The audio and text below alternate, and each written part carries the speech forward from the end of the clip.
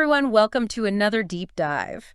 You know how much we all love to get into the nitty-gritty of a subject? Absolutely. So today, we're going to be diving into the world of economics. Ooh, exciting. Yeah. And even if you think you know a thing or two about economics, Right. get ready to be challenged to think differently. I love it. And hopefully you'll walk away with a bunch of aha moments from this deep dive. Yeah. Our guide for this journey is Thomas Sowell's book, Basic Economics. Classic. It's the 5th edition.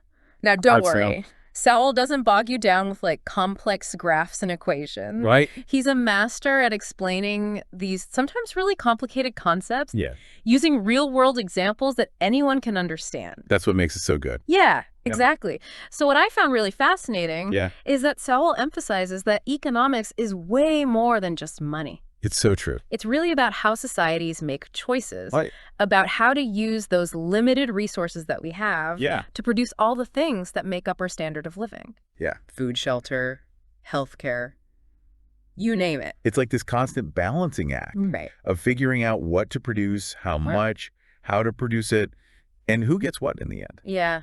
And how those choices impact our everyday lives is just fascinating. Totally. One of the things that really struck me Yeah. was Sowell's comparison of centrally planned economies. Like the Soviet Union. Right, exactly. Like the former Soviet Union with market economies. Where prices kind of act as these signals. Right, like these little messengers telling everyone what's going on. Exactly. It really challenges this idea that central planning is inherently efficient. Yeah, that's a common misconception. Right, so Sowell uses this striking example Oh, yeah, I remember this one. about copper production in the Soviet Union versus West Germany. Uh-huh. So the Soviets, they needed a whopping 1,000 kilowatt hours of energy Wow. to produce just 1 ton of copper. That's a lot. I know, right? Right. But West Germany, Uh-huh. they only needed 300 kilowatt hours. Wow, that's a massive difference. For the same output, it's huge. Makes you think, why was the Soviet system so much less efficient? Right, was it just a technology thing? Or Yeah, you'd think, right? But Sowell argues that central planning often fails to accurately account for this incredible complexity of supply and demand. It makes sense, though, when you think about it. Right. Without that feedback loop of prices, how do you even know what to produce or how much? It's like trying to steer a giant ship without a rudder. Exactly. Yeah. You're just guessing. You might have an idea of where you want to go, Right. but without that feedback, you're Yeah. probably going to end up way off course. Lost at sea.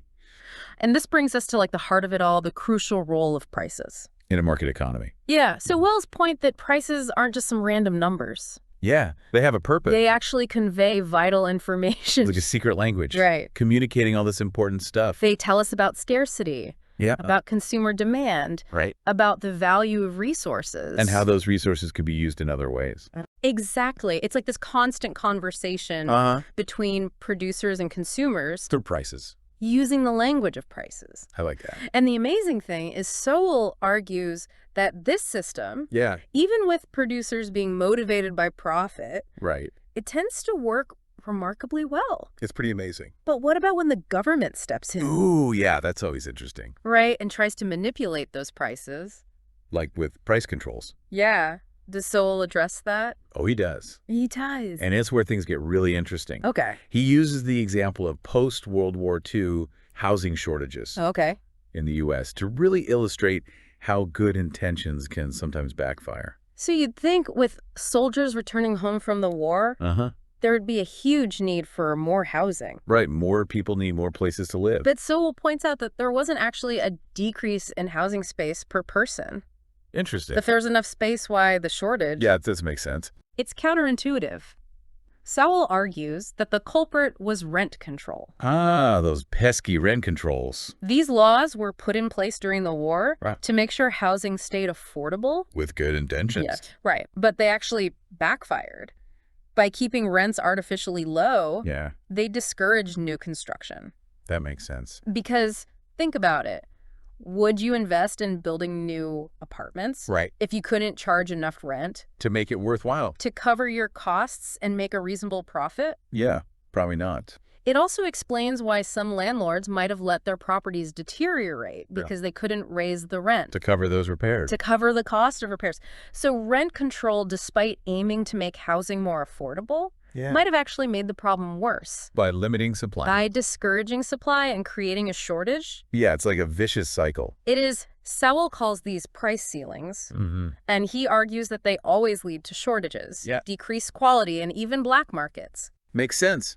People got to find a way. As people find ways around those controls, but then on the flip side, we have price floors? Oh, yeah, like agricultural price supports. Right, where the government tries to keep prices artificially high. To protect certain industries. Does Sowell give an example of how these price floors can cause problems? He does. He points to the situation in India. Okay. Where they've got these huge food surpluses. All right. But at the same time, there's still widespread malnutrition. So people are going hungry. Yeah, it's a tragic irony. That is heartbreaking. It is. And it shows how even policies with good intentions can have really devastating consequences. Yeah, when they mess with those natural market forces. When they distort that natural feedback mechanism of the market. It's a delicate balance. It is. It makes me wonder what Sowell has to say about businesses in all of this. Ooh, that's a good one. He challenges this whole idea that businesses are just inherently greedy. So it's not all about profits. He argues that the profit motive can actually drive some really positive things. Like innovation. Exactly, and efficiency. Okay, so how does a business focused on making money benefit everyone else? Well, think about it. To make a profit, businesses need to either cut costs or increase the value they offer to customers. Make things better, faster, cheaper. Exactly. Or even come up with something totally new that people really want. Okay. And all of that benefits everyone in the end. We get better products. Lower pricing. A higher standard of living for everyone. So it's not a zero-sum game. Not at all. Where one person's gain is another person's loss. Exactly. Does Sowell use any real-world examples to illustrate this point? He does. He talks about the history of American retail. Okay. And specifically the rise and fall of these giant companies. Like Sears, Montgomery Ward, JCPenney. Yep, those guys. These companies had to constantly adapt. To stay alive. To survive in this ever-changing market. So even the companies that reach the very top, they're not guaranteed to stay there. It's a constant struggle. They have to keep innovating. And evolving. That's a powerful lesson. It is. What about this idea that bigger is always better? Does Sowell address that whole thing about big businesses and their impact? Oh, yeah. He tackles that head on. He argues that true wealth creation often comes from figuring out how to serve a mass market. Okay. And that sometimes involves reducing costs through what's called economies of scale. So a company's size doesn't necessarily dictate whether they're good or bad? Right. It's about how they use their size and resources. It's about their ability to create value for customers. Exactly. Think about Henry Ford. He didn't make his fortune by charging outrageous prices for cars. He made them affordable. He revolutionized the industry by figuring out how to mass-produce automobiles. So more people could afford them. Making them accessible to the average person. So in that case, high profits were a reward for figuring out how to serve consumers better. Exactly. But does Sowell say that bigger is always better? He's careful to point out that size can also lead to inefficiencies. So it's about finding that sweet spot. Right. Where a company's big enough to benefit from those efficiencies. But still nimble enough to adapt to change. It's a balancing act. It is. But this deep dive isn't just about businesses, though, right? It's about the people, too. The workers. The workers. Does Sowell get into how wages are determined in this whole market-driven world? Oh, he dives into that, too. And it's really fascinating. He challenges this idea that wages are solely a result of how hard you work. So it's not just about effort. He emphasizes this concept of productivity. Okay. And how it's influenced by a bunch of different factors. So your skills, the tools you have. The overall economic environment. It's a much more complex picture than just saying, work hard and you'll get paid more. Exactly. Yeah. It's not always that simple. Right. And this leads him to another interesting point. What's that? He challenges the idea that low-wage workers are always exploited. That's a common narrative. It is. He argues that things like minimum wage laws, while often well-intentioned, can actually harm those they're trying to protect. It's counterintuitive, but it makes sense. Okay. I'm really curious to hear how he backs that up. Well, he uses this example of Cambodian factory workers who have to bribe their way into jobs. Bribe their way. That pay double the local wage rate. That's wild. It highlights that what might seem like a low wage in one context can be highly desirable in another. Exactly.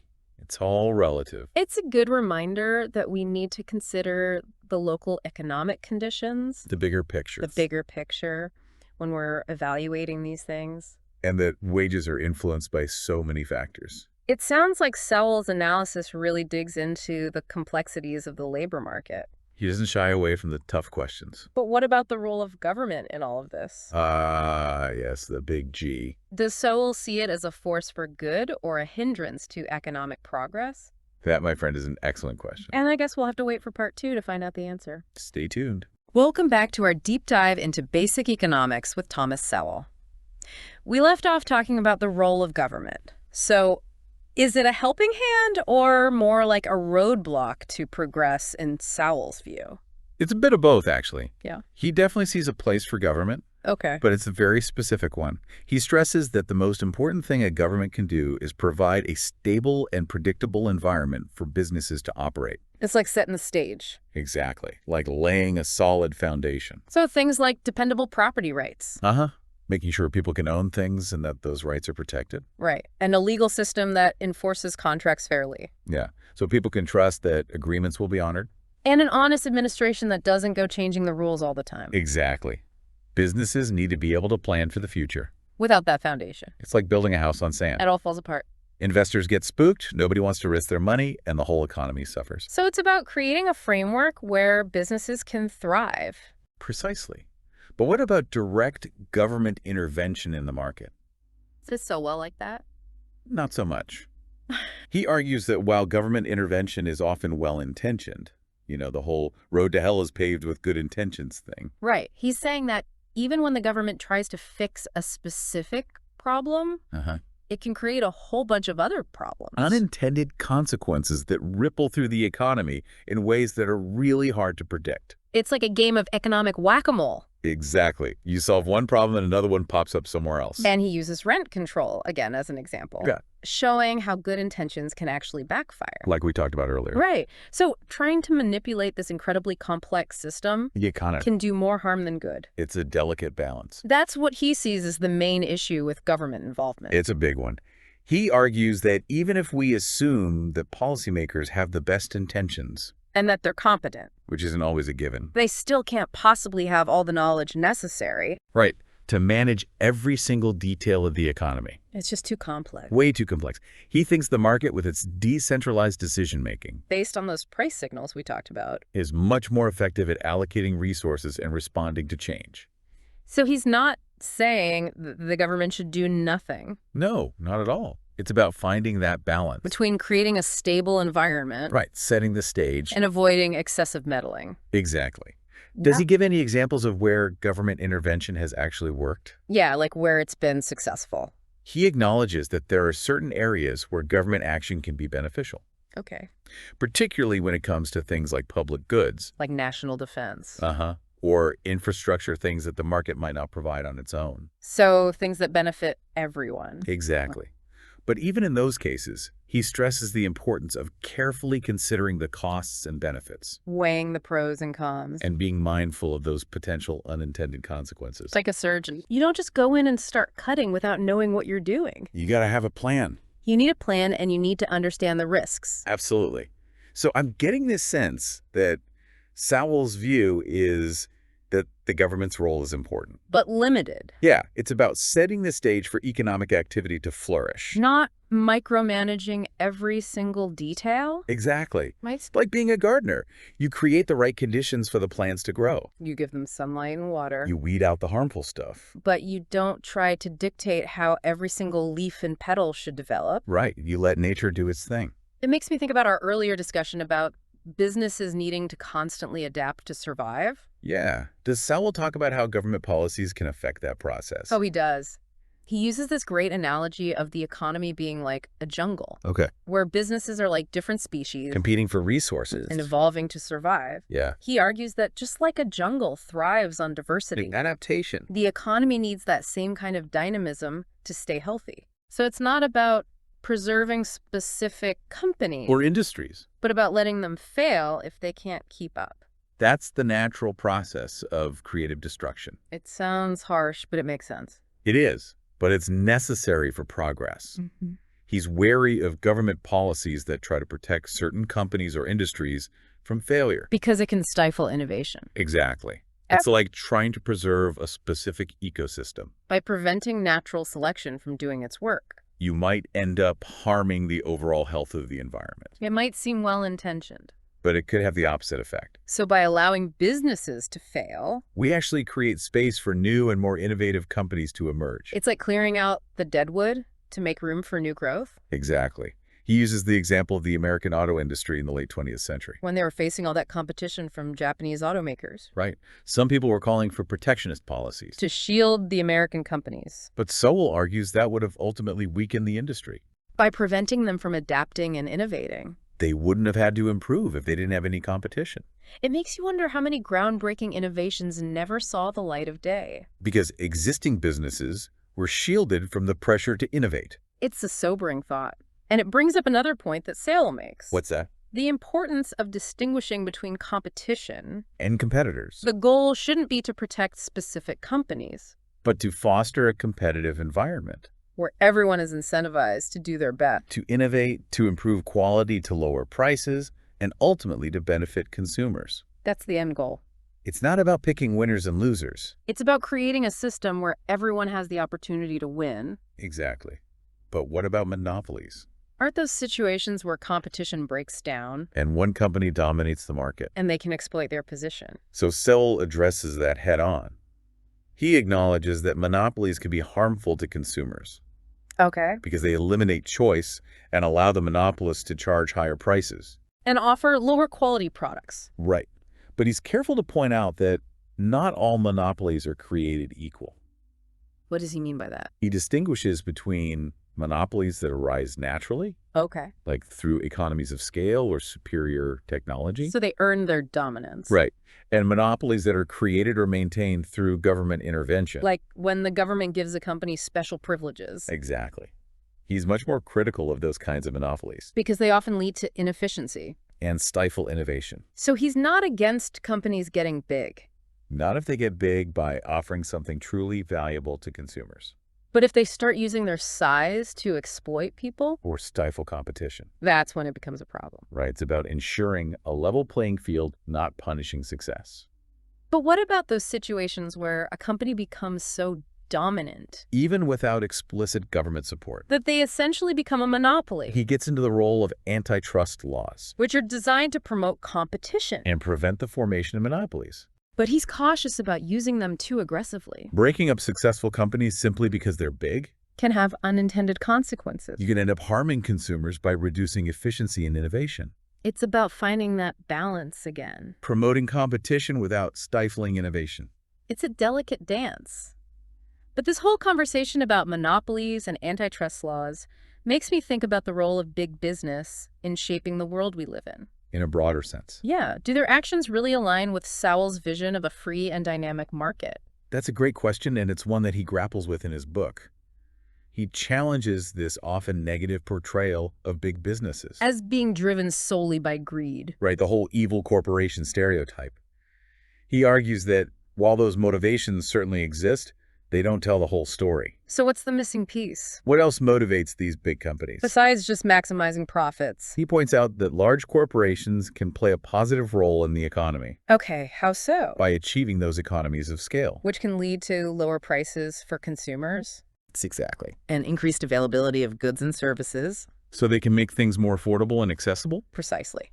He also emphasizes that businesses, regardless of their size, are ultimately accountable to their customers. In a free market? So if they consistently fail to deliver value, or they treat their customers poorly, they'll eventually lose out to their competitors. No matter how big they are. So size isn't everything. It's not the only factor. He gives lots of examples of companies both large and small that have succeeded. Focusing on innovation, customer satisfaction, and delivering high-quality products at competitive prices. So it's not just about being big, it's about being good. Exactly. And while some businesses undoubtedly engage in unethical or exploitative practices, there are bad apples in every bunch. He cautions against painting all corporations with a broad brush. It's about looking at the evidence. Not just the stereotype. And understanding the complexities of the business world. And the incentives that drive their behavior. This conversation about big businesses brings up another aspect of the market that we haven't really touched on yet. What's that? Inventory. Ah, yes. the unsung hero of the economy. It seems like such a basic thing. But it's absolutely crucial for a business to succeed. Most of us just take it for granted. We walk into a store, we expect to find what we need. We don't think about how it got there. All the behind-the-scenes work. But I imagine there's a lot that goes into managing inventory effectively. A lot indeed. Sowell actually dedicates a whole chapter to this topic. Really? He argues that it's often overlooked, but essential for a well-functioning market. So what's the big deal with inventory? It's all about finding that sweet spot Okay. between having enough product on hand To meet customer demand. without having so much that it ties up capital. And costs a fortune to store. Exactly. It's a balancing act. What are some of the challenges businesses face in managing inventory? Well, predicting demand accurately is a big one. But there's also things like transportation costs, lead times for ordering and receiving goods. And the need to adjust inventory levels? Based on seasonal fluctuations, Or unexpected events? like a sudden surge in demand. Or a supply chain disruption? Exactly. And he also talks about how government policies Like tariffs or price controls can create uncertainty. making it even harder for businesses to manage their inventory effectively. So even something as seemingly simple as inventory, Can be impacted by government policies. it all comes back to that interconnectedness. It's all part of the same system. But that's just a taste of what Sowell has to say about inventory. Okay. We'll have to dive deeper into that in part 3. Sounds good. For now, let's shift our focus to another crucial aspect of the economy, What's that? the labor market. Ooh, yes. The heart of it all. This is a topic that's always in the news. And often debated with a lot of passion. I'm eager to hear Sowell's take on how wages are determined. And the factors that contribute to income inequality. And the role of government policies in shaping employment outcomes. All right, then let's dive in. All right, so we're back for the final part of our deep dive into basic economics with Thomas Sowell. We've covered a lot of ground already, but now I want to get into something that's always a hot topic, the labor market. You know, wages, income inequality, all that stuff. Yeah, it's a big one. And so Well doesn't shy away from it. He starts by challenging this idea that wages are solely determined by effort or hard work. Okay, so it's not just about how much sweat you put in? Not entirely. Yeah. He emphasizes this concept of human capital. Human capital. That sounds interesting. What does that even mean? Basically, he's saying that your wages are a reflection of the skills, knowledge, and experience you bring to the table. Okay, so like a highly skilled surgeon is going to earn more than a manual laborer. Exactly. Not necessarily because they work harder, But because their skills are in higher demand. right? They contribute more to the economy, so they get paid more. Makes sense. But doesn't that imply that some people are just born with more human capital than others? That's a common misconception. And Sowell addresses it head on. He points out that human capital isn't static. It's something you can invest in and develop over time. Through education, training, on-the-job experience. Exactly. It's not about what you're born with. It's about what you do with what you've got. I like that. It's more empowering. But what about people who face barriers to education or training? You know, not everyone has the same opportunities. He acknowledges that. He talks about the different factors that can create disparities in human capital. Like differences in educational quality. Family background, social networks, all those things can play a role. So it's not a level playing field for everyone. Right. And he recognizes that those factors can create significant obstacles for some individuals. Limiting their ability to reach their full potential. Exactly. So while individual effort is important, we also have to acknowledge the systemic factors that can create an uneven playing field. Which brings us to the issue of income inequality. How does Sowell approach that? He acknowledges that some degree of income inequality is inevitable in a market economy, but he distinguishes between inequalities that are based on merit. Like differences in skills, education, experience. Right, and those that result from unfair advantages or discrimination. So it's about making sure everyone has a fair shot based on their abilities and efforts. Exactly, not their background or connections. But doesn't income inequality often perpetuate itself, creating a cycle of poverty that's hard to break? Sowell points out that income statistics can be misleading because they often don't account for differences in age and experience. Okay, yeah, younger workers are obviously going to earn less than older workers who've had more time to move up the ladder. Exactly. So comparing their incomes directly can be apples to oranges. But even accounting for that, doesn't Sowell acknowledge that there can be real disparities in income that aren't just about age or experience? He does. He talks about the persistent wage gap between men and women, for example, Right. and income disparities between different racial and ethnic groups. So he's not ignoring those issues. No, he acknowledges the historical and social factors that have contributed to those disparities. And the need to address systemic barriers that limit opportunity for certain groups. Exactly. It's a nuanced approach that recognizes both individual responsibility and the need for structural change. Okay, so how does this all tie back to government policies aimed at reducing income inequality, like minimum wage laws? Where does Sowell stand on those? This is where his views might surprise some people. He argues that minimum wage laws can actually harm the very people they're designed to help low-skilled workers. Really? How so? He explains that by artificially raising the price of labor, minimum wage laws can make it less profitable for businesses to hire those workers, So they might hire fewer people. or cut back on hours, or even automate jobs that were previously done by low-skilled workers. So the policy intended to boost wages could actually end up reducing job opportunities. Exactly. It's one of those classic examples of unintended consequences. So what's the solution then, if minimum wage laws aren't the answer? Sowell believes the most effective way to improve the lives of low-skilled workers is to focus on policies that promote economic growth, create more job opportunities, and invest in education and training. So it's about creating a rising tide that lifts all boats. Exactly. Rather than trying to micromanage specific wages. It's about empowering people to improve their own lives through hard work and skill development. Right. And creating an environment where those efforts can actually pay off. It all ties back to that idea of human capital we were talking about earlier. Exactly. Invest in yourself and invest in an economy that rewards that investment. This has been such an insightful conversation. It's really challenged my thinking about economics and the way the world works. What would you say is the most important takeaway from Sowell's work? I think it's the importance of understanding incentives and trade-offs. There's no such thing as a free lunch. Every decision has costs and benefits. And sometimes the policies that sound good in theory Can have unintended consequences in practice. So we need to be careful about messing with complex systems that we don't fully understand. It's a call for humility, careful analysis, and a willingness to consider different perspectives.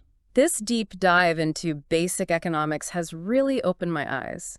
I feel like I have a whole new framework for understanding current events and the forces that shape our world. And that's what it's all about. Right. If you're looking for a clear, engaging, and thought-provoking introduction to economics, I highly recommend checking out Sowell's book. You won't be disappointed. It's a classic for a reason. Well, that wraps up our deep dive into basic economics. Thanks for joining us on this journey. It's been a pleasure. And remember, the learning never stops.